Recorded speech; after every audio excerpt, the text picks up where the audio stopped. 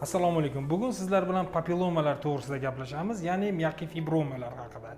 Papillomalar terining xavfsiz o'simtasi bo'lib, bularni olib keladigan asl sababi viruslar bo'ladi. Mana ko'rib turganingizdek, hozirgi bemorimizda kam sonli papillomalar bo'lgani uchun mahalliy og'riqsizlantiruvchi qilamiz.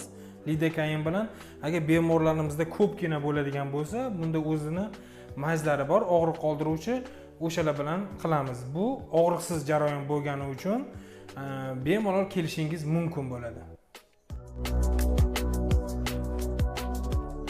Nega papillomalarni kichkinaligida olish kerak? Chunki kattalashgan sari chandiq shunga yarasha kattaroq bo'ladi. Agar kichkinaligida oladigan bo'lsak, chandiq umuman qolmaydi. Yana bir sababi, chunki bu atrofdagilarga yuqumli hisoblanadi.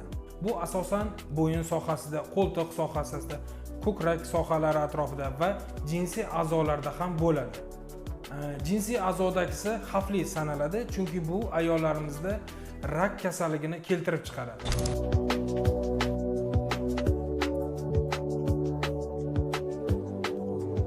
Agar sizni papillomalar bezovta qilayotgan bo'lsa, bizning klinikamizga murojaat qilishingiz mumkin bo'ladi.